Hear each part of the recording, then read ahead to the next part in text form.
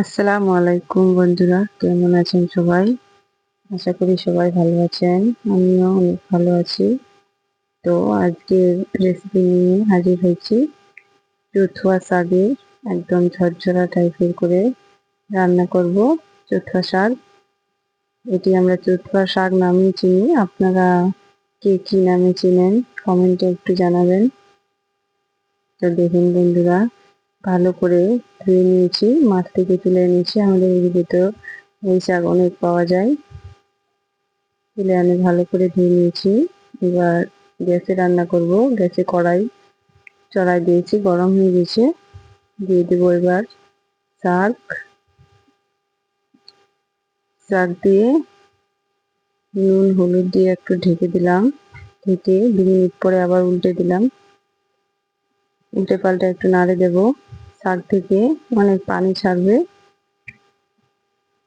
দেখুন, একটু নাড়াচাড়া করতে হবে, ঝাড়তে হবে শাকটা, নাহলে ন্যাড়তে টাইপের হয়ে যাবে।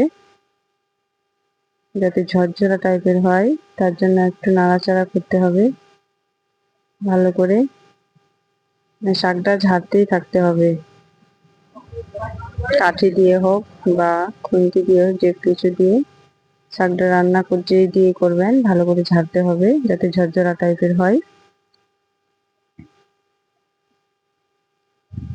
বারবার করে ঝাড়ছি। জলটা আমি ফেলে দিলাম, অনেকটা জল ছেড়েছিল, জলটা ফেলে দিলাম। ভালো করে নাড়াচাড়া করছি, ঝাড়ছি শাকটা। এরকম শাক রান্না করলে মাছের ঝোলের সাথে এই শাক যদি থাকে তাহলে একবারে জমে যাবে, আর কিছু লাগবে না। গ্রাম বাংলার রেসিপি, খেতে অনেক ভালো, আপনারা ট্রাই করবেন। শাক হয়ে গেছে, সিদ্ধ হয়ে গেছে। এবার তেলায় নেব। তেলানোর জন্য নিলাম, প্রথমে কড়াই গরম হয়ে গেছে, দিয়ে দিলাম পরিমাণ মতো তেল। পরিমাণ মতো তেল দিয়ে দিয়েছি। তেল গরম হয়ে গেলে দিব 4-5টা খোয়া রসুনের, একটা হচ্ছে মাঝারি সাইজের পেঁয়াজ কুচি, দিয়ে দিব 2টা লঙ্কা।